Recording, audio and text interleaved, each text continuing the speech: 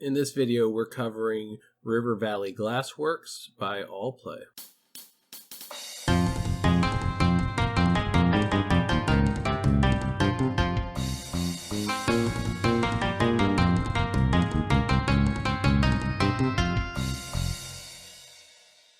Hello and welcome to Assorted Meeples. I'm Phillip, the Meeple on duty, and today, like I said already, we're covering just one campaign in this video.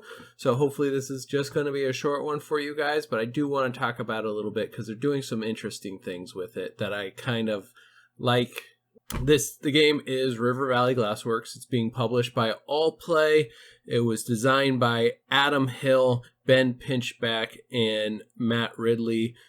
These are the guys that produced Fleet, Motor City, Three Sisters, French Quarter. They have a number of games under their belt. This is probably going to be the biggest one that people will know them from, although Fleet is a pretty popular game.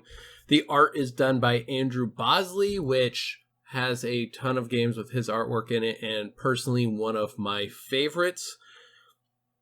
It is a 1 to 5 player game of open drafting with it's a scoring puzzle.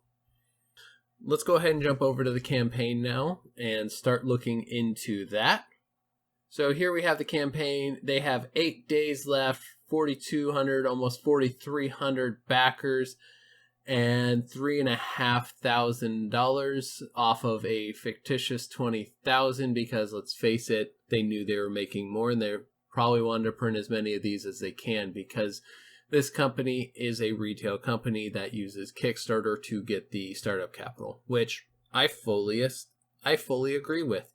It's a great way to judge the market on how much you should do, better than $1 pledges before the campaign even starts.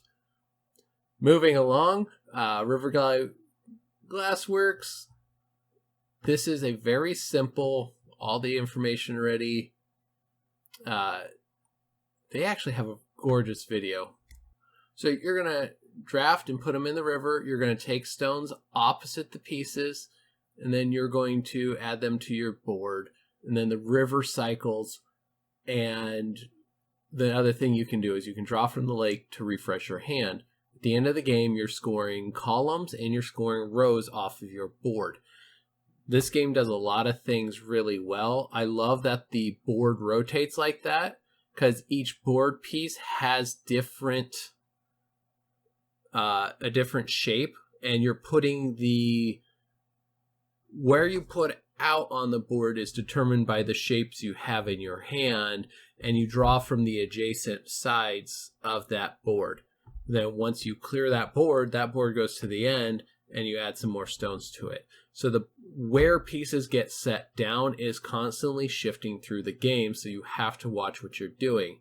Now, if you have two of the same shape, you can put those down anywhere you want and draw from adjacents, but you got to put down a pair of them.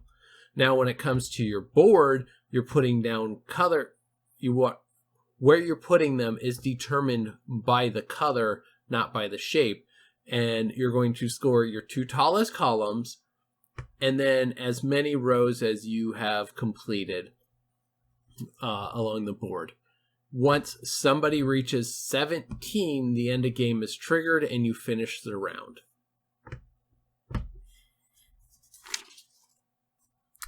The gameplay in this is extremely simple and extremely fast. You're going to be completing games in like 20 minutes, half an hour, even with somebody suffering from analysis paralysis. I really enjoyed what they're doing because as you play, you're never going to fill the board completely full, so you got to kind of push and pull of where you want your points to add up. I like what they did where they released this to Board Game Arena. Yes, you can go play this for free in a fully scripted environment, and I think that is absolutely fantastic. It gave people a ton of a choice of whether this game is for them or not. I have Tabletop Simulator. I almost refuse to use it because it is so clunky and it aggravates me that much that I almost refuse to even use it. let's go ahead and talk about the pledge levels. So scrolling down here just a bit, I really enjoy this because every bundle, whether you do the retail or the all the way up to the founders, which there's only 3 levels, you get this exclusive first player marker. The founders gets the a box sleeve and a medal that includes a free play game for a future small box game. I'd call it a matchbox or Altoids 10 size game, I think it is. And then the free expansions that adds in other other play modules for the game. So at the $39, $40 range, you're getting the box, which the box is going to be their 7 by 11 by 3 size, or a little smaller. They have it on here. That On Tour came in, and they have a few other games of that size, but those are the ones I know, the On Tour box sizes. It's going to have cardboard components for the river tiles, the lake board. You're just going to have a drawstring bag with 132 acrylic glass pieces. You're going to have the 5 boards, inventory markers, and satchel tiles, all to keep track of all your stuff. I do agree with this opinion right here. All plays answer to Azul. It has some very similar, you're drafting and you're taking, and you don't want to take negatives. The deluxe edition gets a nice box. It gets acrylic river tiles, and then you get a neoprene mat that they're going to slide down, and I think it's really cool idea. It shows off the artwork very nicely. The mat is going to fit in the box, which is huge. It's going to roll up and fit in the box, because if I have a play mat that doesn't get fit in the box, it does not get played with. A deluxe bag that's going to stand up on its own. Deluxe that is going to have dual layer boards for your player boards, your inventory tracker, and your hand, as well as wooden meeples for each of the 5 companies. The higher you go, you're getting a box sleeve for an extra $20. You're getting the box sleeve and glass pieces that are going to go in the bag. That's really all you're getting extra for $20. Now, the base game is actually very good.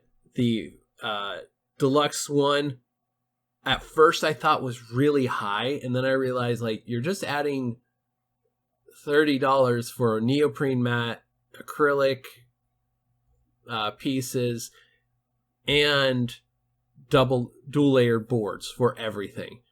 And I realized, like, actually, no, that $70, while it seems like a lot for a very simple game, that is a really good steal of a buy. And the founder, the extra $20 for the glass beads isn't enough to throw me over the limit on whether I wanted to pay $90 for this set or not, because a coin for a future game and a box sleeve cover, because I hate box sleeves, just did not tempt me at all. So that's kind of all of it. Like I said, everyone gets the first player marker as long as you back on Kickstarter. Everyone gets the expansions for free, just thrown in there. The deluxe version is the version that I will probably go with, because the neoprene mat and the acrylic pieces, as well as the dual layer player boards so pieces don't slide everywhere, is a huge improvement to the base game for just $30. And most of the time you're looking at least $30 for just a neoprene playing mat. So again, this one is doing a lot of fun stuff.